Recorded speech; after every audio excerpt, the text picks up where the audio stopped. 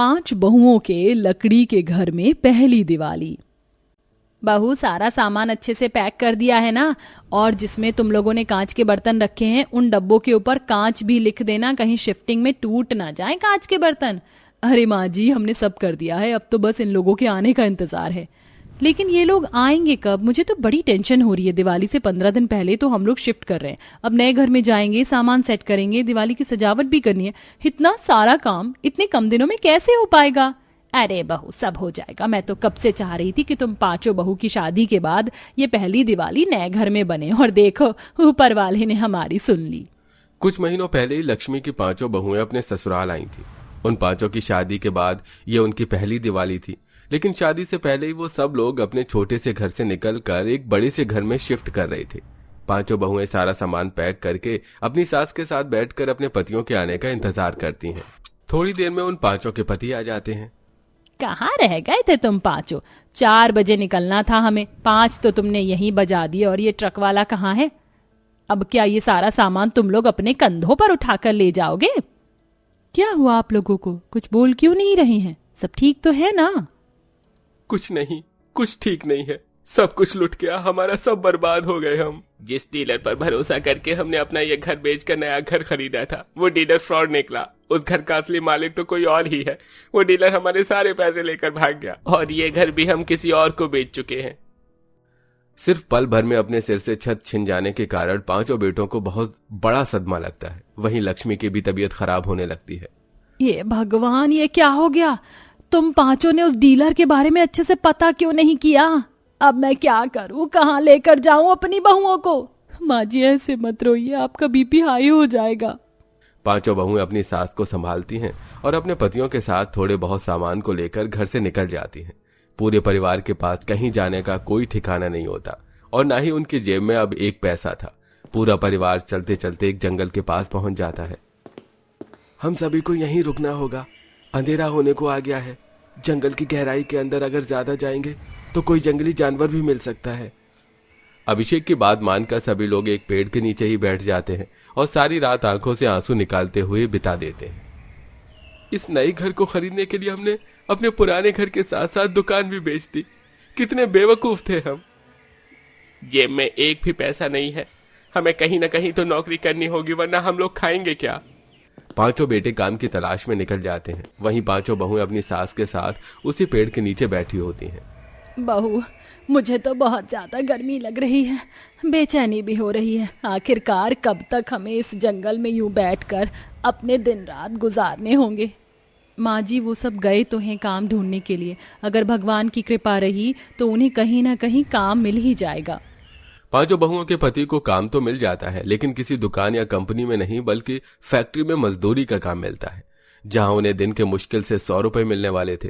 उन 100 रुपए से ना ही तो वे लोग पेट भर कर खाना खा सकते थे और ना ही किराए का घर ले सकते थे। उस जंगल में रहते रहते उन्हें पूरे 3 दिन हो चुके थे। आखिरकार कब तक हमें इस जंगल में यूं खुले आसमान के नीचे रहना होगा? काश हम कोई छोटा सा ही लेकिन जंगल में एक घर बना सकते तो कितना अच्छा होता। कम से कम सर पर छत का साया तो होता। अपर्णा के मुंह से घर की बात सुन जूही जंगल में लगे पेड़ों को देखने लगती है, और अचानक जूही को एक तरकीब सूझती है। अपर्णा, तुम सही कह रही हो। हम लोग इस जंगल में घर बना सकते हैं, वो भी इन पत्थरों का नहीं बल्कि लकड़ियों का। लेकिन लकड़ियों का घर बनाना इतना भी आसान नहीं है। ऐसे घरों को बनाने में काफी लंबे समय का वक्त लगता है। अगर हम सब मिलकर एक साथ कोशिश करें तो हम लोग कम से कम दिनों में लकड़ी के घर को तैयार कर सकते हैं। दिवाली आ रही है और हम तो अपने नए घर में ही दिवाली बनाना चाहते थे ना। हम जरूर नए घर में ही अपनी दिवाली मनाएंगे। अपने अपने पति के आ जाने के बाद सभी बहुएं उन्हें लकड़ी के घर के बारे में बताती हैं, जिससे वो सब भी इस लकड़ी के घर को बनाने के लिए हाँ कर देते हैं। और अब सब लोग जंगल में से मजबूत पेड़ की लकड़ियों को काट कर इकट्ठा करने लगते हैं। अरे राधिका, तुम ये गोबर के उपले और ये सूखी हुई पीली घास क्यों लेकर आई हो? इन दोनों को आपस में मिलाकर उनके मिश्रण से अपने लकड़ी के घर की छत को और मजबूत कर देंगे, जिससे अगर तेज तूफानी बारिश हो या हवाएं चले तो हमारी लकड़ी के घर की छत को कोई नुकसान ना पहुंचे। पांचों बहू के पति पेड़ से लकड़ियां काटने में उनकी मदद कर देते हैं और रोज की तरह अपनी मजदूरी के काम पर निकल जाते हैं। वहीं अब राधिका और सुमन मिलकर उन लकड़ी के हिस्सों को काट कर कील और हथौड़े की मदद से आपस में जोड़ने लगती हैं। वहीं अनामिका, जूही और अपर्णा अपने लकड़ी के घर की नींव रखने के लिए जमीन खोदने लगती हैं। इतना काफी है, चलो अब हम घर की नींव की तैयारी करते हैं।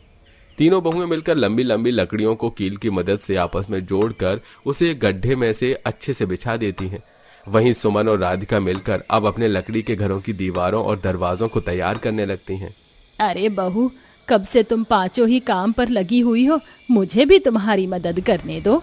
नहीं माँ जी, आपकी तबीयत खराब है, आप बस आराम कीजिए। आधा काम तो हमारा हो चुका है और आधा रह गया है, 1-2 दिन में वो भी खत्म हो जाएगा। पांचों बहुएं अपने लकड़ी के घर को लगभग पूरा बना लेती हैं और अब बारी उनकी छत की आती है। अब तो बस इस घास और गोबर के मिश्रण को हमें छत पर डालना है और फिर हमारा लकड़ी का घर बनकर तैयार हो जाएगा। पांचों बहुएं मिलकर उस मिश्रण को अपनी लकड़ी के घर की छत पर अच्छे से डाल देती हैं और एक दिन अच्छे से धूप में रहने के बाद वो लकड़ी का घर बहुत ज्यादा मजबूत हो जाता है और अब पूरा परिवार उस लकड़ी के घर के अंदर रहने लगता है। ये देखो, हम जंगल से रंग बिरंगे कितने सारे फूल लेकर आए हैं। इन फूलों की लड़ियां बनाकर हम अपने इस लकड़ी के घर को सजाएंगे और इस मिट्टी से हम लोग दिवाली पर जलाने के लिए दिए भी बनाएंगे। कुछ बहुएं मिलकर फूलों से झालर और लड़ियां बनाकर दिवाली के लिए अपने लकड़ी के घर को सजाने लगती हैं। वहीं कुछ बहुएं मिट्टी से दिए बनाती हैं और साथ ही फूलों को पीसकर उसे सुखाकर उससे रंगोली के रंग भी बना लेती हैं। ऐसे ही समय गुजरता है और आखिरकार दिवाली का त्योहार आ जाता है। देखा माँ जी, हम सबका सपना पूरा हुआ। हम सब ये दिवाली अपने नए घर में बनाना चाहते थे और आखिरकार हम अपने नए घर में ही दिवाली बना रहे हैं। लेकिन बहू, ये कैसी दिवाली है, ना घर में अच्छे पकवान बने हैं और ना तुम लोगों ने नए कपड़े पहने हैं। सिर्फ ये दिए जलाकर, फूलों से घर को सजाकर भी क्या कोई दिवाली बनती है? माँ जी, जरूरी तो नहीं कि हम हर साल दिवाली पर नए कपड़े पहने या अच्छे अच्छे पकवान बनाएं। हमें तो बस खुश होकर दिवाली का त्योहार मनाना चाहिए। वो देखिए, आसमान में कितनी आतिशबाजी हो रही है।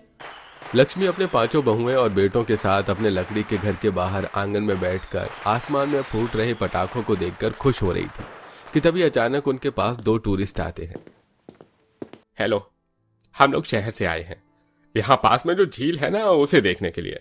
लेकिन अब हमें काफी देर हो चुकी है और इस वक्त शहर भी जाना ठीक नहीं है। क्या हम लोग आपके इस कॉटेज में रह सकते हैं? इसके बदले हम आपको पैसे भी दे देंगे। हाँ हाँ, क्यों नहीं। और आपको पैसे देने की कोई जरूरत नहीं है। आज तो दिवाली का त्योहार है और दिवाली पर आए मेहमानों से पैसे नहीं लिया करते। आप अंदर चलिए। जूही उन दोनों टूरिस्ट को घर के अंदर ले जाती है। पांचों बहू के लकड़ी के घर के पास ही थोड़ी दूर पर 2-3 झीलें और पहाड़ थे, जिसे देखने के लिए हर साल कई लोग शहर से आया करते थे।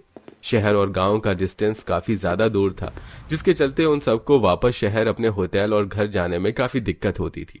ये सब चीज सबसे बड़ी बहू अनामिका काफी समय से नोटिस कर रही थी, जिसे देख अनामिका को एक बहुत अच्छा आइडिया आता है।